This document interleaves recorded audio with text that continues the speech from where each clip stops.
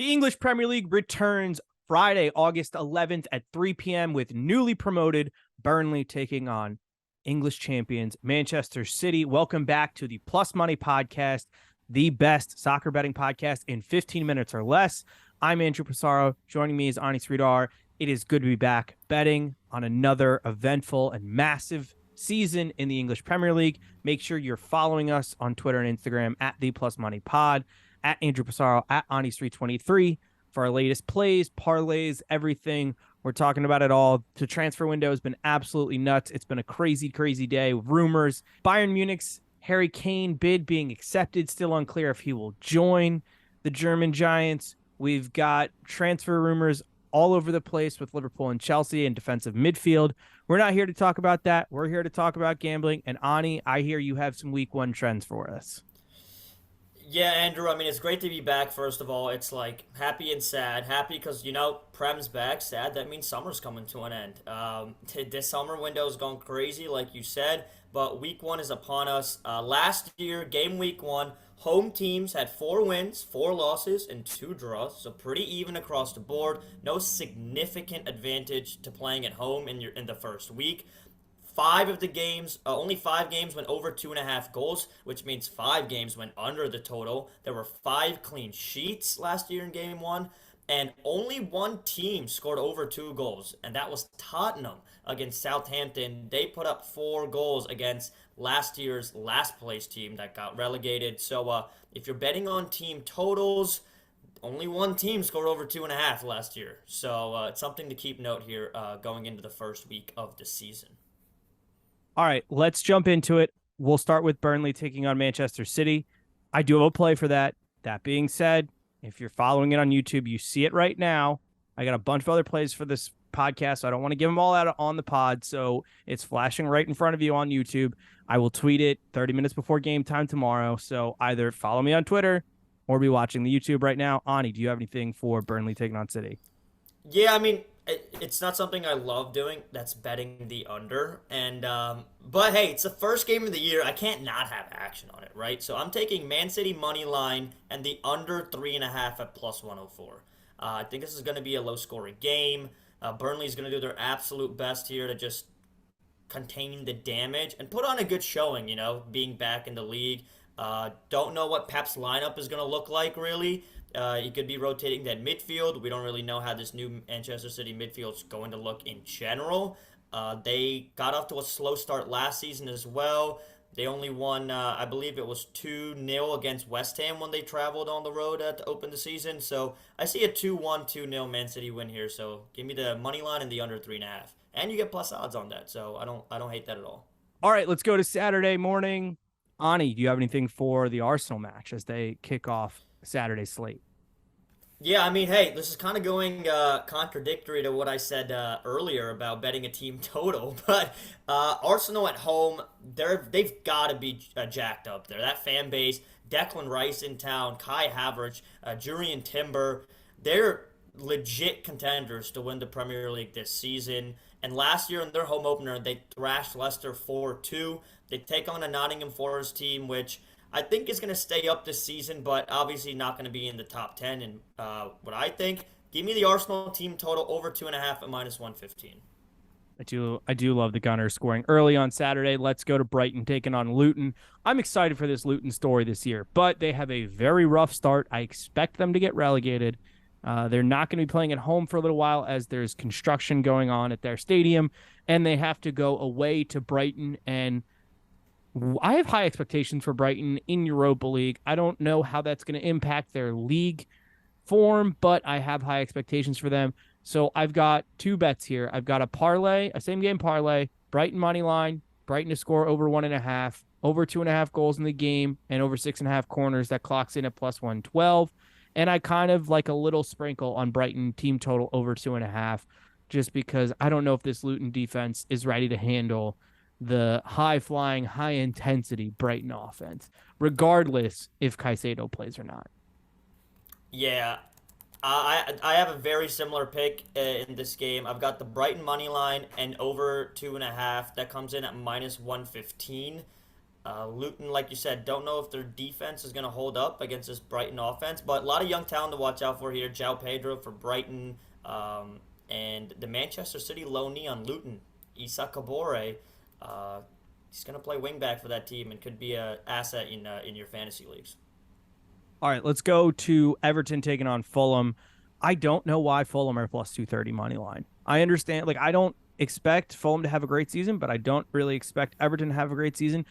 Big note is that Fulham's Portuguese defensive midfielder is going to be out for a while. He was a heavy transfer target rumor for West Ham, but Palhina. yeah, Palhina. Paulinho, Palhina. yeah, I'm sorry. yeah, I'm probably butchering that. There's an H in there that I really don't know how to pronounce. and So you have the Portuguese the accent the mark, which squiggle. I wanted to yeah, say it's tough. squiggle, Yeah. but Yeah, Paulinho expected to be out for quite a while for Fulham, but I still think even though this is at Everton, Fulham draw no bet at plus 142.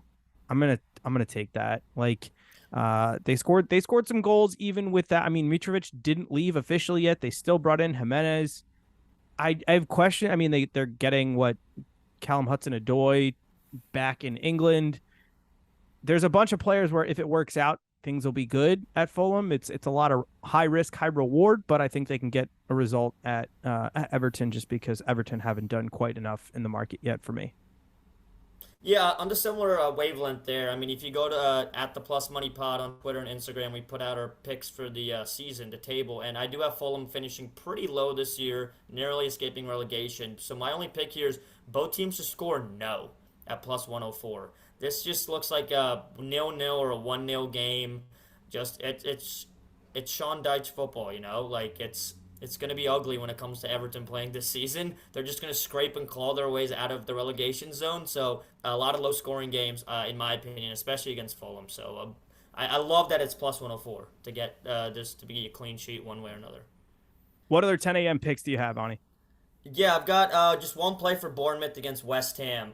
West Ham defense is going to leak goals this year. No Declan Rice anymore in that midfield who's going to be able to recover and stop a lot of these runs. I think Bournemouth, with the new manager coming over from Spain, they're going to play a lot more aggressively, look to attack the ball, especially on the wings. I'm taking my first, both teams to score an over 2.5 bet of the season at plus 109. West Ham overs might be back, and more so not because of their attack, but because how bad they're going to be defensively. So both teams to score over 2.5 at plus 109 for me. Lucas Paqueta could be another West Ham player leaving this offseason, especially from that midfield, which would be wild to me, but they might get over 70 million from Manchester City, which would mean they have 170 million to spend in the market. I mean, it looks like they're going to get Harry Maguire. It looks like they're going to get James Ward-Prowse, which James Ward-Prowse on free kicks, Harry Maguire, Zuma, Suchek, all on the end of those free kicks is pretty nasty. Some Look, classic Brexit ball if you can pull it off, but we'll if you see. get Harry Maguire, it's going to make me bet the over even more. Of course. Like that doesn't improve your defense. If anything, it's gonna make it even worse. So I love that for my over bets, if anything. Of course. All right, let's go to Newcastle taking on Aston Villa Saturday 12:30. If it wasn't for Liverpool Chelsea this weekend, this would be the best game of the weekend. I'm very excited to watch this game. Both teams have had great summer transfer windows. Two teams that I'm bullish on this season. I think Newcastle are going to have a fun season of European campaign, and I still think they're a top 4 team. If you missed the Futures pod, go watch it or listen to it right after you finish this. And I think Aston Villa have done great business as well. And this will be my first both teams to score an over 2.5 at plus 105. I also like a Newcastle team total over 1.5 and 23 plus shots in the game parlayed together at plus 103. And I found it very interesting. If you add either Isak or Callum Wilson shot on target in this game, the number goes up a lot too. So both of those are, I don't know if they're going to start both of them. If one's going to start and you're going to see Harvey Barnes on the left, we'll see what happens with lineups, but that's another thing to consider in that game. This is it's the first bet that we're gonna disagree on, and we're gonna be on complete opposites here. And it might just be because of week one nervousness, I guess, for me, because we really don't know how these teams are gonna come out. We saw a lot in the preseason, but like it's a completely different game when it actually matters. So let me throw you some Newcastle stats here real quick. Newcastle only conceded 33 goals all last year. Guess how many they conceded at home? Well, I know Liverpool scored twice, so I think it's got to be like maybe 10, 12. So they conceded 14 at home, but 7 of those came a combined from City, Liverpool, and Arsenal. There you go. City scored 3 on them. Liverpool and Arsenal each scored 2. So they only gave up 7 goals at home to the team not named Liverpool, City, or Arsenal. So I see this. I see this as a Newcastle like 2-0 win, maybe even 1-0. Maybe there's a 1-1 draw. But I've got two. I've got the under 2.5 at plus 104, and I've got both teams to score no at plus 110. So both picks completely against your both teams to score over 2.5. So hey, at least one of us are gonna win this, right? There we So go. we've Well, got that unless going it's for us. yeah, pretty much. The All under right. 2.5 plus 104. If that hits, I win. If it goes over, you'll hit the. Because I don't think a team wins 3-0 here. I I think for don't you to either. hit that over 2.5, both teams are gonna have to score. So Yep. Let's jump to Sunday. Brentford taking on Tottenham. I'm more excited about this one than I thought I was, especially with the Harry Kane. Is he going to decide? If he does, is he going to play? So I just have questions there. Um, Brentford gave up a ton of goals in preseason, as did Tottenham. And I just kind of could see this one getting out of hand. I think the advantage for Brentford here is that they're at home. So I kind of like the over 3.5 at plus 178. Um, if Kane plays, I feel a lot better about that number. Ivan Toney obviously out for betting on games, which is weird for us to be talking about here, talking about with everything else we're talking about. he can come on the pod if he wants. I Hey, I would absolutely love Ivan if Toney to. if you got picks for this weekend, Ivan, come on the pod, the plus money pod. We'd love to hear what you've got for us. That would be electric. He would get further suspended, but I am looking forward to him coming back. But regardless, this Brentford team is just still a well-run, well-organized, well-coached team that has Premier League experience up against a manager who doesn't in Tottenham for a team that's in a transition. So I just kind of see this one that could get out of hand weirdly, and I'll roll the dice on the over 3.5 at plus 178. Yeah, I only have one play here, and like you said, we're unsure about if Harry Kane's going to play, which makes it really uncertain about how this Tottenham team's going to line up. More pressure on Son, Richarlison to score goals. Madison, though, has looked really good in the preseason. I've watched some clips. He was great on Leicester, but he was just on a dying squad, so I think he's going to be great for Tottenham. But I got Brentford tie no bet at plus 106. I think this is either going to be a draw or they could steal this one at home. Brian Mbuemo, I think, is going to be really good for Brentford this year. And looks like Wissa will get the start as the number 9 in place of Tony. So, yeah, Brentford tie no bet plus 106 is my play. All right, let's get to the big one. Chelsea will host Liverpool Sunday 11:30 in a game where defending and defensive midfielders are optional, mainly because neither of them have one. Both team, I mean, Liverpool in particular gave up a bunch of just bad goals in preseason to teams that weren't exactly high profile as scorers. But I also do want to point out that there hasn't been a goal in a Chelsea Liverpool game since January 2nd of 2022. And that doesn't seem as far away as it really is, but they've played 4 times since then. 2 of those were cup finals, and both of those cup finals went to 0-0 penalties. So I guess we'll start and we'll get it out of the way. I think I have 5 plays in this game, and if this one hits, it'll cover all 4 because it can't hit, and it's impossible for all 5 to hit. I'm very much hedging here, but no goals in the game or under half a goal is plus 1380, which I think just on the fact that we've had 4 straight 0-0 draws, I think you have to put something on that. Just because, like, I have to go with the trend. Like, I hate myself for saying it, but you have to go with the trend. You know what's funny? I have it in bold and red highlighter. Chelsea Liverpool exact result 0-0 plus 1300. Well, I was like, I have to sprinkle something on it. And how you have to put it out there. So even though I actually don't think it's gonna happen because I see goals, but just from the state of the teams. But if it does happen, I mean, we've said it before. We see goals and it ends up being 0-0. You got to throw something on that. You have to. So it is exact result 0-0 is plus 1300. which is I like fine what you got on better. FanDuel. Yeah. But for some reason, under half a goal is plus 1380. So it's the same bet. Yeah, I It's like the that. exact same bet. Yeah. So I don't understand how that works. But it's on FanDuel, so go get the extra scratch. So I'll start there. Next one. Mo Salah has scored in every single opening day Premier League match that he has played. So he's plus 165 anytime goal scorer, which Mo Salah plus 165 anytime goal scorer, I'm always gonna run with. He didn't get to 20 goals last year, finished on 19 goals and 10 assists. I will say in preseason he has looked more to be the guy with an assist at the end of his boot rather than a goal. So keep that in mind. I like the over 3.5 at plus 166 just because I could see this one just getting out of hand. A lot of sloppy defense and just a lot of attacking talent on the field. I like Liverpool team total over 1.5 at plus 102. I think Liverpool get 2 goals in this. And I do think that both teams will score over 2.5 at minus 125. Kind of feels like the safest pick of the day.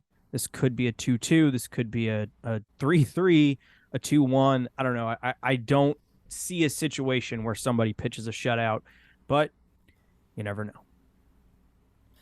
Yeah, I mean, my play here, besides the 0-0 exact result, is the one that I actually like is Chelsea Liverpool. Both teams to score and the over 2.5 at minus 120. It's not the best of odds here, but I think it's a semi-safe bet. Like you said, no real CDMs for either team here. It's going to be, I think, very open. The biggest news, which we haven't hit with this game, is I think it happened, came after your futures pod, that Nkunku is going to be out longer than expected after getting surgery on the knee. So Chelsea don't really have that number 10 that they were going to rely on. It's going to be kind of a rotation between Chukwuemeka, Conor Gallagher taking up that spot. So it's going to definitely hamper their offense, but I think they still grab at least a goal or two here to give us the over. Yeah, I would say I can't even give you another goal scorer for Liverpool besides Mo Salah because Don't know who's going to Diaz, play. yeah, you don't know who's going to play. Diaz, Gakpo, Jota, Nunez. It could be any combination of the four of them because almost all of them can play either left wing or striker. So there's a Great lot of problem to options. have. Yeah, it's an awesome problem to have. Yeah. And I mean with I don't even know who's going to play in midfield. Like we could see McAllister and Szoboszlai both start in their first, Liverpool game. So other than that, I don't really know where to go. I would lean. I mean, shocking. The guy wearing a Liverpool jersey and Anfield at his background is going to tell you I would lean Liverpool. Because of the Nkunku factor, we saw Chelsea struggle to score goals last year, and not that I don't rate Nicholas Jackson, I do, but it's his first Premier League game. Coming into a big environment. I'm not going to say Nkunku has played in bigger environments, but we've seen Leipzig go far in the Champions League. We've seen him play for the French national team a little more.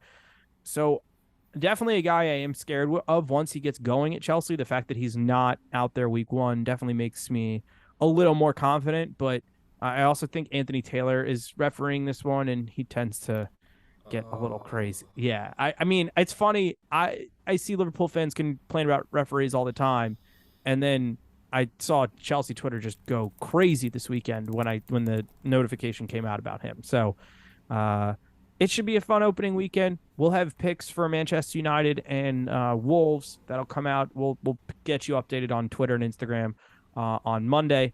Looks like we've run a little long here, so it's the opening week. We're excited. It's good to be back on the pod. But thank you guys for watching, for listening. Go rate, review, subscribe, and best of luck this weekend.